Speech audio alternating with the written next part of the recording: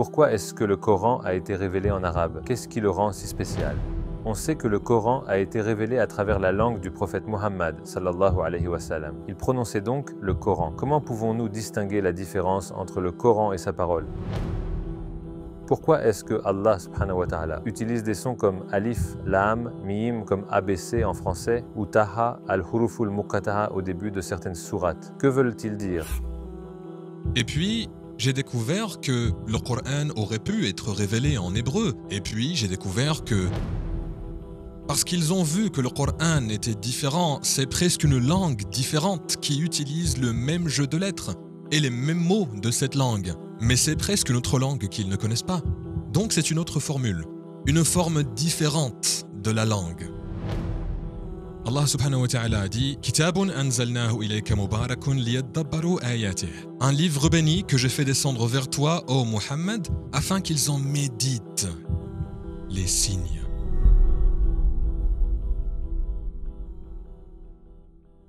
Assalamu alaikum, Cheikh Fadel Soliman. Merci de nous avoir accueillis et de nous avoir même invités chez toi, ici à Londres. Et nous sommes très honorés de t'interviewer. Je voudrais commencer par qui est Fadel Soliman et est-ce que tu peux nous parler brièvement de toi? Wa alaykum assalam wa rahmatullahi wa barakatuh. Merci beaucoup. Fadel Soliman est un musulman égyptien. Je vis à Londres, au Royaume-Uni. Je suis développeur de jeux, j'ai 4 jeux. Je suis un traducteur de Coran. Je suis le directeur de la Bridges Foundation. Bien évidemment, ce n'est pas une station-service pour laquelle je travaille, c'est une organisation qui présente l'islam aux non-musulmans et aux musulmans aussi, et qui forme aussi des conférenciers et des présentateurs musulmans. Je suis aussi principalement ingénieur en électronique, un survivant du 11 septembre, beaucoup de choses. Pourquoi est-ce que le Coran a été révélé en arabe? Qu'est-ce qui le rend si spécial? D'accord, c'est une question assez étonnante à laquelle je n'ai pas trouvé de réponse jusqu'à ce que j'étudie les qira'at. Les qira'at sont les 10 modes de récitation du Coran. Et à mon avis, c'est le miracle principal du Coran. L'un des miracles du Coran est la diversité des modes de récitation. Et c'est seulement dans la langue arabe, à cause des signes diacritiques, c'est-à-dire le fatha, le damma, etc., seule la langue arabe peut accepter les qira'at. Récemment, j'ai suivi un cours d'hébreu. Et j'ai découvert qu'en hébreu, il y a aussi des diacritiques, comme dagesh et autre chose de ce genre. Et puis je me suis dit, d'accord, le Coran aurait pu être révélé en hébreu. Et puis j'ai découvert que les signes diacritiques ont été récemment ajoutés à la langue hébraïque, par Maïmonide, Moïse ben Maïmoun, à l'époque de Salahuddin al-Ayyubi. Donc la langue arabe est la seule qui peut intégrer le miracle principal du Coran, qui est celui des modes de récitation, les qira'at. Il y a 2 grands types de variations entre les modes de récitation. Comme 70% des variations, ce n'est que de la performance. Ça n'affecte pas le sens. Comme par exemple dire al-ard ou l'ard ou al-ard. Ok, c'est juste de la performance. Au bout du compte, ça veut juste dire al-ard. Au bout du compte, ça veut juste dire la terre. Mais il y a aussi des variances qui affectent le sens, comme par exemple فَتَلَقَّى آدَمُ مِنْ رَبِّهِ كَلِمَاتٍ فَتَابَ عَلَيْهِ. فَتَلَقَّى آدَمُ. Adam alayhi salam est ici le sujet. Mais il y a une autre qira'a, qira'at ibn Kathir al-Makki. Imam ibn Kathir al-Makki dit فَتَلَقَّى آدَمَ مِنْ رَبِّهِ كَلِمَاتٌ فَتَابَ عَلَيْهِ. La première qira'a qu'on lit habituellement signifie Adam alayhi salam reçut des paroles de la part de son Seigneur et se repentit. La deuxième qira'a fait d'Adam alayhi salam l'objet et les paroles du Seigneur le sujet. Ce qui veut dire qu'Adam alayhi salam a été reçu par les paroles de son Seigneur et s'est repenti. Qu'est-ce que ça signifie? Comment est-ce que des mots peuvent recevoir un être humain? C'est très artistique. Et en même temps, ça affecte ta tarbiya, la façon dont tu t'élèves et tu élèves ton cœur. Comment tu purifies ton cœur et ton esprit. La première, tu sais, Adam alayhi salam est notre représentant dans le Coran, ce qui te dit qu'il est du devoir de l'être humain, d'utiliser les paroles de Dieu et de se repentir. Il est de ton devoir de te repentir. Mais même si tu te repens, et c'est ce qui est dit dans la deuxième qira'a, même si tu te repens, ce n'est pas toi qui l'as fait, ce sont les paroles de Dieu qui t'ont reçu pour te repentir. Tu vois, c'est époustouflant, des significations différentes, mais qui ne se contredisent pas. Et le sens global est la combinaison des couches de sens. C'est époustouflant. Et c'est ce qu'on a fait lorsqu'on a médité sur le Coran en direct pendant la pandémie. En fait, on a médité sur les différences entre les qira'at. Est-ce que quelqu'un n'aurait pas pu faire ça avant le Coran, en arabe? Toutes ces couches de sens dans la poésie, par exemple? Eh bien, ça n'a jamais été fait, mais si tu veux parler de ce qui s'est passé avant le Coran, il n'y avait pas de Coran. Il n'y avait que de la poésie et de la prose. Et c'est là le miracle principal du Coran. Avant le Coran, il existait deux types de langue arabe. La poésie et la prose. La prose, c'est un texte normal. Oui, quand on écrit un article, c'est de la prose. On peut écrire, certaines personnes écrivent comme Shakespeare par exemple, il écrivait avec beaucoup d'éloquence, n'est-ce pas? Oui, mais ce n'est pas de la poésie, c'est de la prose. Donc on a soit de la poésie, soit de la prose et ce dans n'importe quelle langue. Le Coran a été ajouté en tant que type différent. Ce n'est ni de la poésie ni de la prose. C'est pour ça que dans notre traduction du Coran, tu verras que l'unité de texte ne s'appelle pas verset. Aya, c'est un signe. Le vers est l'unité de texte de la poésie. La phrase est l'unité de texte de la prose. Le Coran n'est ni de la poésie ni de la prose, c'est un type différent. Ce qui s'est passé, c'est que lorsque Dieu a défié les Arabes d'apporter un Coran comme celui-ci, ils n'ont pas pu. Donc il leur a accordé une réduction. D'accord, apporter 10 sourates. Ils n'ont pas pu. Il a dit encore une réduction, une sourate. L'une des sourates du Coran ne contient que 10 mots. Surat al-Kawthar. Ils ne pouvaient toujours pas. En fait, ce n'est pas qu'ils ne pouvaient pas, ils n'ont pas essayé. Donc ils n'ont même pas essayé, ils n'ont pas osé le faire. Pourtant, beaucoup d'entre eux étaient de grands poètes. Pourquoi est-ce qu'ils n'ont pas osé le faire? Parce qu'ils ont vu que le Coran est différent. C'est presque une langue différente qui utilise le même jeu de lettres et les mêmes mots de cette même langue. Mais c'est comme une autre langue, ils ne savent pas comment la copier. Donc c'est une formule différente, une forme différente de la langue. Donc tu as dit qu'Allah, subhanahu wa ta'ala, a défié les kuffars. Et bien sûr, c'est dans le Coran. Et même avec ces nouvelles technologies, comme l'intelligence artificielle, personne ne peut relever ce défi. Comment cela se fait-il? L'IA, l'intelligence artificielle, qu'est-ce qu'elle fait? Elle utilise les informations existantes pour trouver la meilleure solution. Supposons cela, d'accord, ce qui est vrai dans une certaine mesure. Donc, si l'IA existait à l'époque de la révélation du Coran, elle relèverait ce défi en utilisant les types de langue arabe déjà existants, c'est-à-dire la poésie et la prose. Elle n'aurait jamais pu réussir ce défi d'imiter le Coran parce que le Coran n'existait pas avant. Tu comprends? Donc en fait, les poètes arabes, ils sont comme les intelligences artificielles, voire plus intelligents lorsqu'il s'agit de la langue arabe. Et ils n'ont même pas essayé. C'est une autre langue, mais avec les mêmes mots et le même jeu de lettres. Donc l'intelligence artificielle n'est pas en mesure d'y arriver. Ok, ce n'est pas une question de rime, c'est une question de renouveler les formules de la langue arabe. Renouvellement des structures. Montre-moi comment on peut renouveler quelque chose, mais ne me cite pas en me disant que tu me défies. Que quelqu'un le fasse, personne ne l'a fait. Même ceux qui ont essayé de faire quelque chose, ils n'ont fait qu'utiliser la formule du Coran. Non, le Coran a renouvelé les formules, a sorti de nouvelles formules de construction. Montre-moi comment tu peux faire ça. Tu as la langue, montre-moi, c'est tout.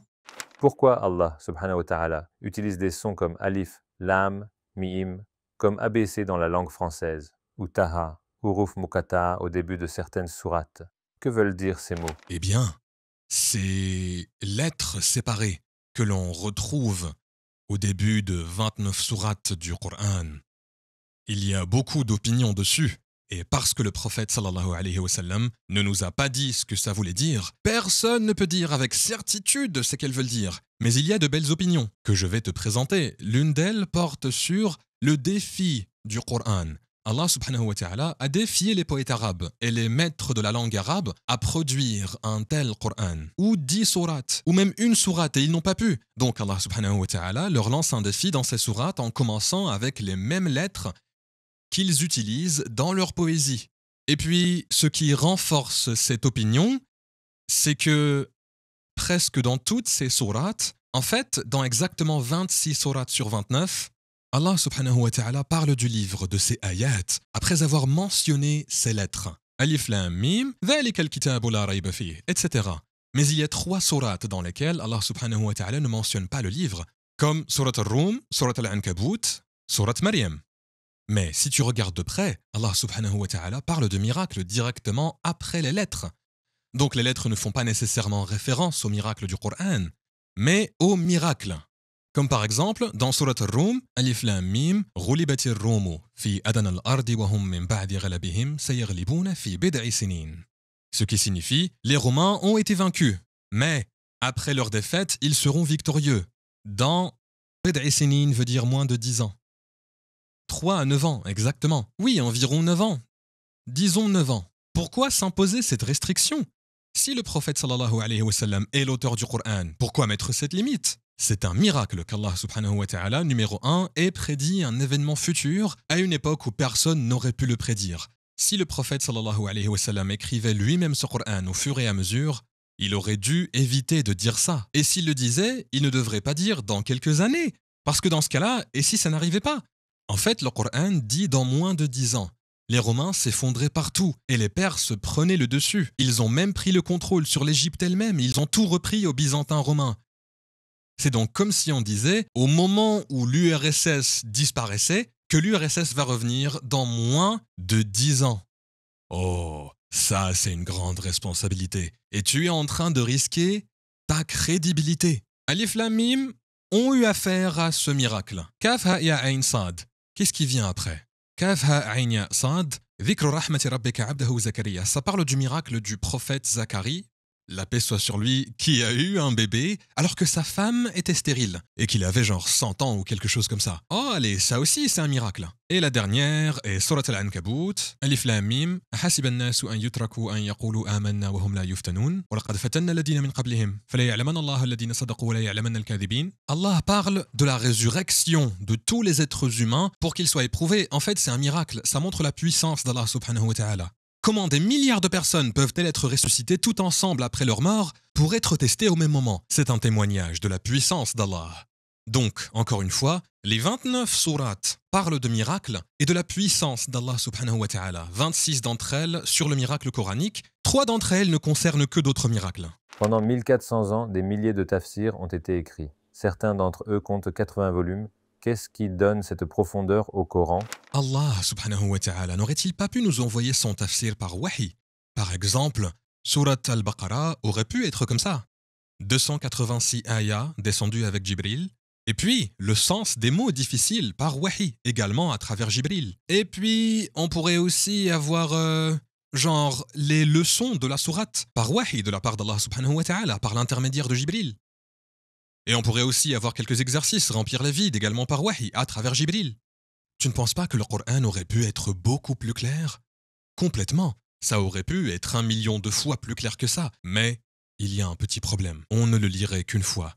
Et on lirait l'explication d'Allah subhanahu wa ta'ala une fois et on remplit les vides. On termine les exercices. Donne-moi autre chose à lire. Mais ce style du Coran est envoyé par Allah subhanahu wa ta'ala à des gens qui sont différents dans leur façon de penser. Parce que nos esprits sont différents et chacun d'entre nous peut sauter et plonger et trouver des perles. Et tu plonges et tu trouves quelque chose d'autre. Et il continue à parler à nos cœurs. Je vais te dire une chose, tous les livres du monde peuvent et sont adaptés pour un certain niveau d'éducation, pour un certain âge. Le Coran est le seul livre qui soit adapté à tous les âges et à tous les niveaux d'éducation.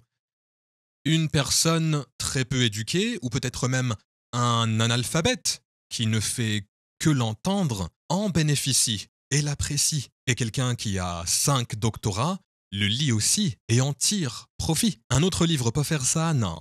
Donc, on sait que le Coran a été révélé à travers la langue du prophète Muhammad, sallallahu alayhi wa sallam. Donc, il prononçait le Coran. Comment pouvons-nous distinguer la différence entre le Coran et sa parole? Quelles sont les différences entre les deux? En fait, l'une des façons de prouver que le Coran n'est pas la parole du prophète Muhammad sallallahu alayhi wa sallam est que, tu sais quoi? Si je trouve un livre qui n'a pas de couverture et que la couverture est perdue, si je connais l'auteur de ce livre, alors je peux, en lisant le style d'écriture de ce dernier, te dire, écoute, c'est le style de Shakespeare. Ça a probablement été écrit par Shakespeare ou Charles Dickens ou autre. Mais le prophète Muhammad sallallahu alayhi wa sallam, son style est connu, c'est la sunna. Ce sont les milliers de hadiths qui sont racontés. C'est son style, d'accord? Il a appris des choses, al-hikmah, la sagesse, et il nous l'a transmise verbalement. C'est ça son style. Mais le Coran possède un style complètement différent. N'importe quel enfant arabe peut te donner la différence entre, ou n'importe quel enfant qui connaît l'arabe en fait, pour être précis, peut te donner la différence entre le Coran et la Sunna. Parce que ce sont des styles complètement différents. Personne ne peut parler dans un style qui est aussi différent.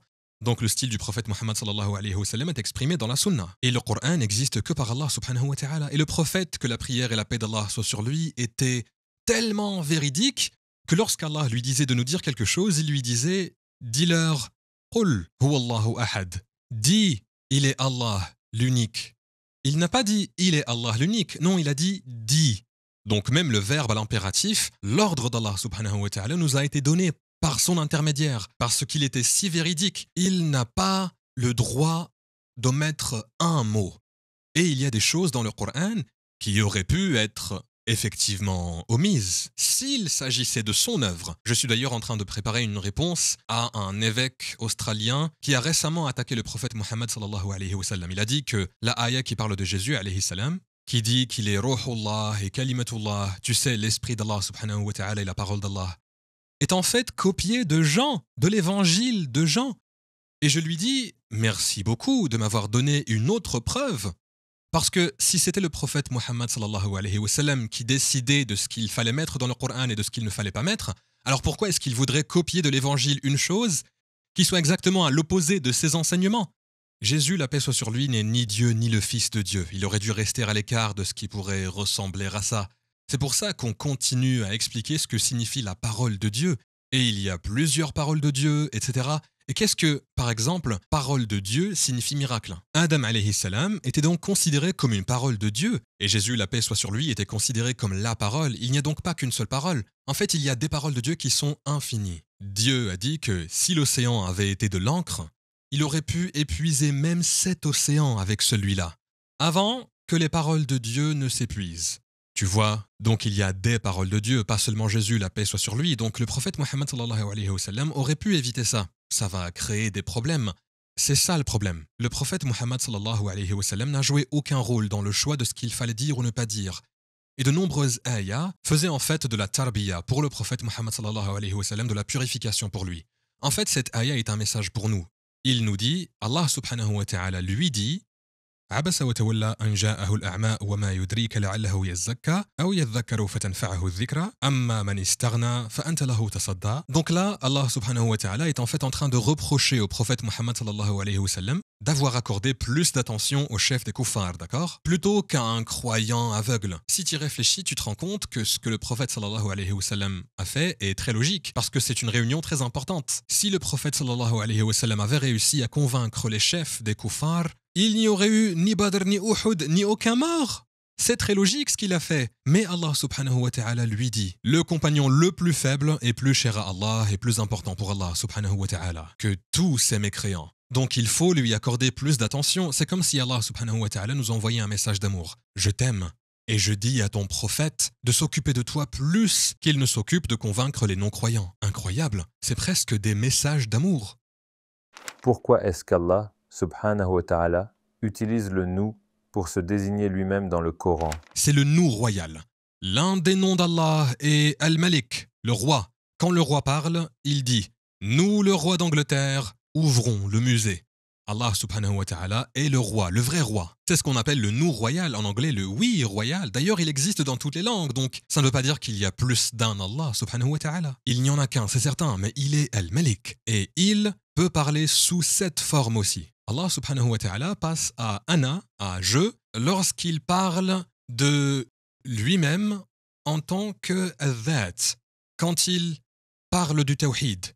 Mais il passe au nahnu, khalaqnaakum, il parle avec le nous royal lorsqu'il parle de sa puissance, sa grandeur, sa capacité à faire des choses. Inni ana rabbuka, inni ana Allah. Lorsqu'il parle de lui-même, du tawhid principalement, qu'il n'y a de Seigneur, pas d'autre Dieu que lui. Parce qu'il ne peut y avoir deux dieux, c'est pas possible. Oui, mais la question est de savoir pourquoi pas. Parce que s'il y a plus d'un Dieu, alors ça veut dire que soit l'un, soit les deux ne peuvent pas tout faire, et dans ce cas, aucun d'eux n'est Dieu. Ou bien l'un d'eux n'est pas nécessaire, ce qui fait qu'il n'est pas Dieu. Comment est-ce qu'un livre qui a été révélé il y a 1400 ans en Arabie peut s'appliquer à notre époque? Est-ce que tu crois que le Coran est universel et intemporel? C'est le miracle du Coran. Je te l'ai dit, tu sais, chaque livre s'adresse à un certain niveau pour lequel il est adapté. Donc même les livres pour enfants, ils disent ça c'est pour 3 ans et plus, 7 ans et plus, 12 ans et plus. Donc un enfant de 3 ans ne tirera pas profit d'un livre destiné à un enfant de 12 ans. Bien sûr, celui qui a un doctorat ne tirera pas profit d'un livre pour ceux qui ont 3 ans et plus. Le Coran est le seul livre qui convienne à tous les âges et à tous les niveaux d'éducation. Et c'est là le miracle. Mais le problème, c'est quand on ne l'utilise pas correctement. Le Coran est un médicament. Allah subhanahu wa ta'ala a dit وَنُنَزِّلُ مِنَ الْقُرْآنِ مَا هُوَ شِفَاءٌ وَرَحْمَةٌ لِلْمُؤْمِنِينَ. Et nous faisons descendre du Coran, qu'est-ce qu'un shifa, qu'est-ce qu'un remède pour les croyants. Donc c'est un médicament. Ok, on connaît des gens qui ont mémorisé tout le Coran. Et ça ne les a pas aidés. Ils ont de la rancune, ils ont de la jalousie, ils ont de la haine. Certains d'entre eux ont même soutenu, tu sais, des trahisons, soutenu des inqilabat et ainsi de suite. D'accord, pourquoi ça alors? Parce qu'ils l'utilisaient de la mauvaise façon. Allah subhanahu wa ta'ala a dit Kitabun anzalnahu ilayka mubarakun liyadhabbaru ayatih. C'est un livre béni que j'ai fait descendre vers toi, ô Muhammad, afin qu'ils en méditent les signes. Si tu ne médites pas le Coran, il ne t'aidera pas. Tu peux le mémoriser en entier, ça ne va pas t'aider. En fait, je fais de la psychothérapie pour les athées. Près de la moitié des cas que je rencontre sont des gens qui ont mémorisé tout le Coran. Oui, ça ne les a pas aidés. Pourquoi? Parce qu'ils ont juste mémorisé sans comprendre. Quel ayat du Coran t'a le plus impressionné en termes d'éloquence? Eh bien, tout le Coran est éloquent et étonnant. Mais encore une fois, on en revient au qira'at. Quand je me rends compte que la différence des qira'at peut te donner 4 significations différentes dans une seule ayah, tu les empiles comme couche de la signification et ça te donne un grand sens qui n'aurait pas pu être exprimé, sauf si on ajoutait une page entière au Coran. Écoute ceci, cette ayah a 4 variantes différentes. C'est quand Pharaon, donc Pharaon, parlait au mala', à ses assistants. Et il leur dit « Dharuni aqtul Moussa, laissez-moi tuer Moïse. Waliyada' rabbahu inni akhafu an yubaddila dinakum ou an yudhira fil ardi al-fasad. » Je crains qu'il ne change votre religion ou qu'il ne fasse apparaître la corruption sur la planète ou sur la terre. Pas planète, terre. Parce qu'ici, Al-Ard est le pays, d'accord? Il y a 4 variantes différentes. Ça peut être Inni akhafu an yubaddila dinakum ou an yadhara fil ardi al-fasad. J'ai peur qu'il ne change votre religion ou que la corruption apparaisse. Mais celui-ci ne dit pas que Moïse le fera apparaître. D'accord? Il y a Inni akhafu an yubaddila dinakum wa an yadhara fil ardi al-fasad. Et la corruption apparaîtra. Et il y a aussi, 3e variante, Inni akhafu an yubaddila dinakum wa an yudhhira fil ardi al-fasad. J'ai peur qu'il fasse ceci et cela, pas ou. D'accord? Qu'est-ce que ça veut dire? Et pourquoi ne l'a-t-il pas tué? Rien ne te le dit dans le Coran, sauf les qira'at. Si tu comprends ces 4 significations et que tu les superposes, elles signifient quoi? Elles signifient que la réunion a commencé par « laissez-moi tuer ce type ». Puis ils ont dit « d'accord, voyons voir, réfléchissons ensemble ». Et dans une longue réunion, ils ont recensé toutes les possibilités qui peuvent se présenter et leur conclusion a été « non, il ne faut pas le tuer, il faut le défier et lui faire honte. Envoyez-les. Et amenez ce que vous voulez, des sorciers et des magiciens. Tu vois, ici, tu ne pourrais jamais savoir ça, sauf si le Coran ajoutait une page entière pour te dire qu'ils ont considéré cette option. Et cette option, cette possibilité, ces 4 cas de figure auraient pu se produire. Et puis, ils se sont rendus compte que ceci est omis. Le Coran est concis grâce au qira'at. Et tu ne le comprends pas. Et tu ne le comprends pas, sauf si tu comprends le qira'at. Je te le dis, le jour où je suis allé comprendre le qira'at, j'ai obtenu une bonne compréhension du Coran. Donc mon cheikh m'a dit, écoute, oublie tout. Ce que tu as n'est qu'un visage, qu'une dimension. Maintenant, tu es venu pour lire le... Mais bien sûr, ici, certains disent, est-ce que ça ne rend pas le Coran difficile? Oui, c'est vrai. Pourquoi? Veux-tu que la parole d'Allah soit très simple?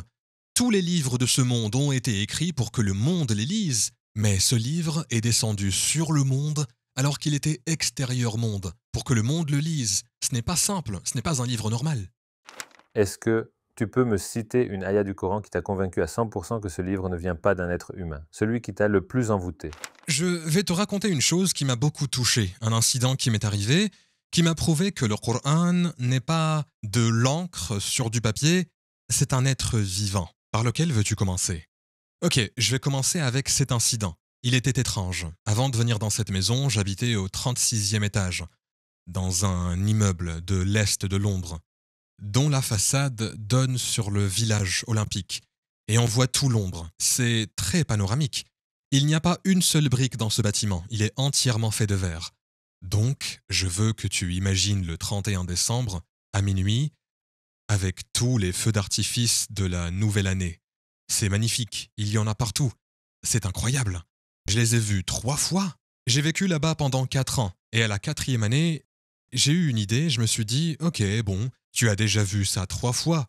Oui, c'est beau, mais tu l'as déjà vu. Tu as même pris des vidéos. Pourquoi tu ne ferais pas quelque chose de différent cette année? Eh bien, le nombre de personnes qui sont en train d'adorer Dieu en ce moment est très peu. La plupart des gens regardent les feux d'artifice et d'autres dansent, font la fête et sont ivres. Pourquoi ne pas être l'une des rares personnes qui seront en train d'adorer à ce moment-là? Alors je me suis dit, d'accord, c'est une bonne idée. J'ai baissé tous les stores, j'ai éteint toutes les lumières, la chambre était noire. Et j'ai mis l'application du Coran sur l'iPad, et je l'ai mis devant moi, et j'ai commencé à faire Qiyamul Layl. Magnifique, à 23h30. 10 minutes avant minuit, j'étais à la 2e rak'a, après la Fatiha, en train de réciter le Coran. Et puis les explosions des feux d'artifice étaient si fortes. Je voyais quand même des couleurs entre les ombres. Jaune, bleu. J'ai été tenté, je me suis dit, je passe à côté de la célébration, je rate. Alors je me suis dit, ok, écoute, ce n'est pas haram. À la fin de cette ayah, dis simplement Allahu Akbar, fais ton recours, 2 soujoud, et va regarder. Puis reviens et prie jusqu'à Fajr. Fais les deux, je me suis dit, d'accord, laisse-moi finir cette ayah et je vais dire Allahu Akbar. Tu sais comment cette ayah s'est terminée? La ayah s'est terminée ainsi. Qulillah, thumma dharhum fi khawdihim yal'aboun. Dis Allah et laisse-les dans ce qu'ils sont occupés à jouer. Pardon? Ce n'est pas une coïncidence. Sur 6234 ayahs, ce n'est pas une coïncidence. C'est un être vivant qui te parle. Et il faut juste que tu établisses une relation avec lui. Il va te parler. En fait, c'est le Coran qui résout les problèmes de tes sentiments. Je vais te donner une autre ayah qui m'a beaucoup touché. Et c'est une ayah que j'aime beaucoup. Et je la récite presque à chaque prière. C'est une ayah de la sourate Al-Imran. قُلِ اللَّهُمَّ مَالِكَ الْمُلْكِ تُؤْتِي الْمُلْكَ مَنْ تَشَاءُ وَتَنْزِعُ الْمُلْكَ مِمَّنْ تَشَاءُ وَتُعِزُّ مَنْ تَشَاءُ وَتُذِلُّ مَنْ تَشَاءُ بِيَدِكَ الْخَيْرُ إِنَّكَ عَلَى كُلِّ شَيْءٍ قَدِيرٌ. Pendant une certaine nuit, c'était en fait la nuit où quelqu'un que je n'aime pas est devenu dirigeant d'un pays. Et je pense qu'il a pris le pouvoir injustement, suite à un inqilab et ce genre de choses. Je ne me sentais pas bien cette nuit-là et je suis allé prier le Fajr à la mosquée.